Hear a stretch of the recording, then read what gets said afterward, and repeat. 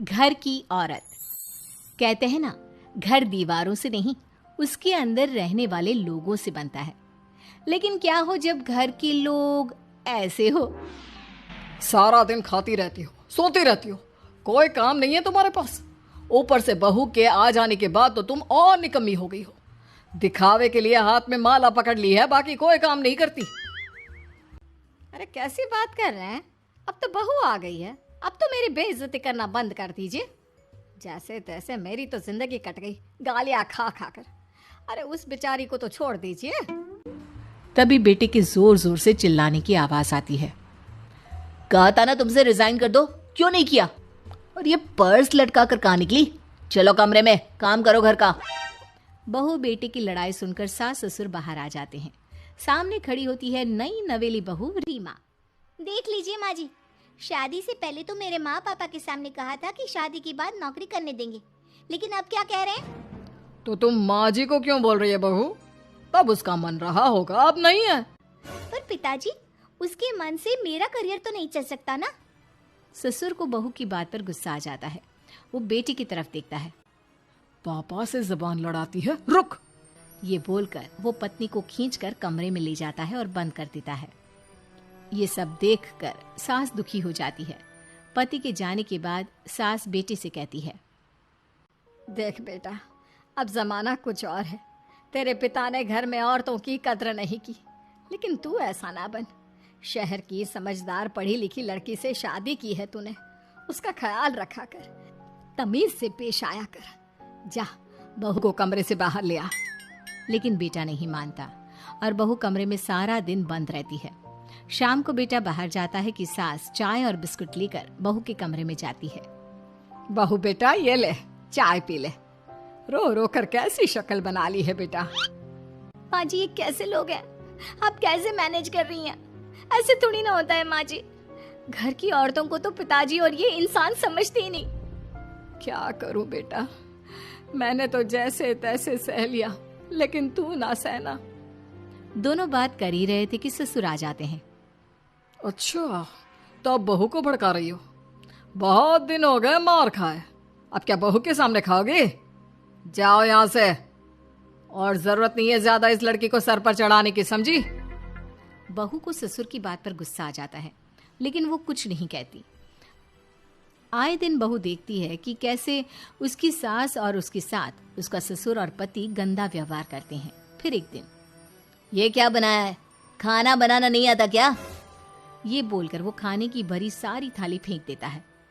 अरे बेटा कोई बात नहीं, शांत हो जा, मैं अभी बाहर से कुछ मंगवा देता हूँ। हाँ पापा, ऑर्डर करिए। ऐसे खाने से तो पेट भरने से रहा। वैसे खाना तुमको बनाना आता नहीं और बाहर जाकर नौकरी करना चाहती हो। अरे तुम जैसे को तो पूछते भी नहीं है बाहर। बहू को पति की बात पर गुस्सा आता है, तभी सास बोल पड़ती है। तेरे से ज्यादा पढ़ी लिखी है, वो तो तूने इसे कहा था कि तू नौकरी करने देगा तो तुझसे शादी कर ली, वरना ना ही करवाते इसके माँ बाप तुझसे शादी इसकी। और कमाती भी ये तेरे जितना ही है बेटा। बहू हैरान रह जाती है कि जो सास खुद के लिए एक बार भी खड़ी नहीं हुई, वो उसके लिए बेटे को भी भला बुरा सुना रही है। उसकी नजर में सास की इज्जत और बढ़ जाती है। वो सास को देखकर ये सब सोच ही रही थी कि उसके कान में एक जोर से चांटे की आवाज आती है। किसको मार पड़ी? वो देख ही रही होती है कि उसकी नजर जमीन पर बैठी सास पर पड़ती है। अभी तो धीरे से मारा, फिर जुबान खोली ना तो ऐसा मारूंगा कि कान के पर्दे फट जाएंगे। सास रो रही थी। बेटा और पति वहां से चले जाते हैं। पिताजी अच्छा किया माँ को जोर का चांटा लगाकर। आगे से जबान खोलने से पहले 4 बार सोचेंगी। बड़ी आई। दोनों हंसते हुए वहां से निकल जाते हैं। बहू सास को उठाती है और पानी देती है। मैंने ये दिन रोज देखे हैं बहू, लेकिन तू नहीं सहना। तू अपना जीवन अपने अनुसार जीना। शादी के वक्त मैंने तेरी माँ से बात करने की कोशिश की थी, उन्हें बताया था, लेकिन वो नहीं मानी।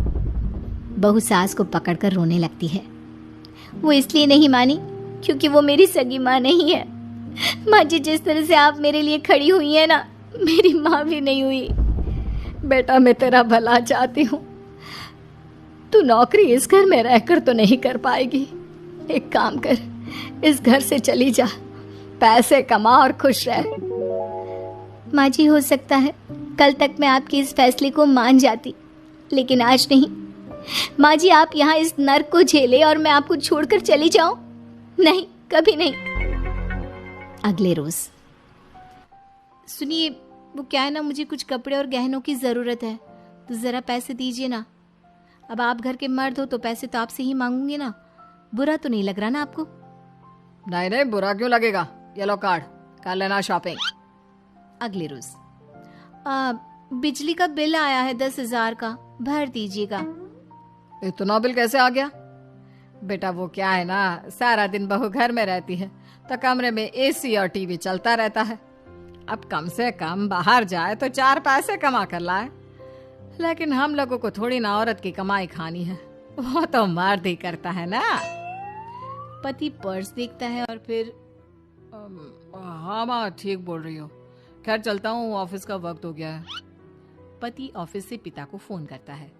पापा, घर के खर्चे तो बढ़ते ही जा रहे हैं, ऊपर से महंगाई आप देख रहे हैं। मैं सोच रहा हूँ क्यों ना मीना को नौकरी के लिए हाँ कर दूं, 4 पैसे ही लाएगी ना घर में। वो तो तू ठीक बोल रहा है, लेकिन ये औरत की जात कल को 4 पैसे कमाने लगे तो यह नहीं कि सर पर चढ़कर नाचे। हाँ पिताजी, बात तो सही है। वो तो आप हैं जो माँ को मुट्ठी में रखा है, वरना मेरी वाली तो। खैर, सोचते इस बारे में। शाम को पूरा परिवार साथ बैठा होता है। वो कल पनीर की सब्जी बनानी है तो थोड़े पैसे देकर जाना। और हाँ, कीर्तन भी रखा है संडे को, उसके लिए सामान की लिस्ट बना दी है, ले आना। पापा को दे दो, वो ले आएंगे। अरे पापा कहाँ से ले आएंगे, मेरे पास नहीं है पैसे वैसे। लो, पैसे ही नहीं है? मेरे पापा की जेब तो हमेशा नोटों से भरी रहती है। बेटा, लक्ष्मी को जो पूजता है ना, उसके पास लक्ष्मी रहती है। जो घर की औरतों को मारे पीटे, वो भला कैसे लक्ष्मी का लाभ ले सकता है? वाह वाह, क्या बात है, तो जबान खुल रही है तुम्हारी। लगता है भूल गई पुरानी मार और डांट, क्या? हाँ माँ जी, शांत हो जाइए। मैं नहीं देख सकती आपको मार खाता, और फिर हो सकता है कि मैं आपको बचाने आऊं तो ये भी मुझे मारे। ठीक है बहू, मैं कुछ नहीं कहती, तू ये लिस्ट बस दे दे, मैं चलिए आराम करने। फिर अगले रोज। सुनिए जी, वो मायके जाना है। वो क्या है ना, शादी के बाद से गई नहीं, तो ट्रेन की टिकट बुक करवा देना। तो मैं भी तो साथ जाऊंगा ना तुम्हारे। तो ठीक है, फिर फ्लाइट की ही टिकट करवा दीजिए। वो क्या है ना, अच्छा थोड़ी ना लगता है आप पहली बार मेरे साथ जा रहे हो और हम ट्रेन से चले, ठीक है ना? पति ऑफिस जाता है, जहाँ उसका दोस्त कहता है, अरे क्या हो गया यार, परेशान सा दिख रहा है। तेरी तो नई नई शादी हुई है, भाभी परेशान कर रही है क्या? अरे नहीं यार, तू तो जानता है थोड़ी सी कमाई में घर चलाना मुश्किल हो रहा है। तू कैसे मैनेज करता है यार? कैसे क्या यार, तू जानता है ना मेरी बीवी रिया को, वो टीचर है, फिर घर में ट्यूशन करती है, साथ में बच्चे भी पढ़ लेते हैं। यार, घर नाम की गाड़ी दोनों पहियों के साथ चलने से ही चलती है। वो भी कमाती है और मैं भी, और चल रहा है घर बस। पति को दोस्त की बात समझ में आती है, लेकिन पिता का ज्ञान कैसे भूल सकता था? भाई, कल को सर पर चढ़कर नाचने लगी तो। शाम को घर आता है, जहाँ उसकी बुआ और उसका बेटा बैठे होते हैं। अरे आ गया लल्ला, कैसा थका थका सा लग रहा है, सब ठीक है ना? नमस्ते बुआ, कैसे आना हुआ? कैसा है रमेश? भाई को तो भाई की याद ही नहीं आती। अरे नहीं नहीं भैया, याद नहीं आती तो यहाँ कैसे आता? ये लीजिए मेरी शादी का कार्ड, जरूर आना। पति कार्ड खोलता है। डॉक्टर रश्मि, अरे वाह, तेरी होने वाली बीवी डॉक्टर है। और क्या भैया, आपकी बीवी इंजीनियर तो मेरी डॉक्टर। तभी वहाँ सास आ जाती है।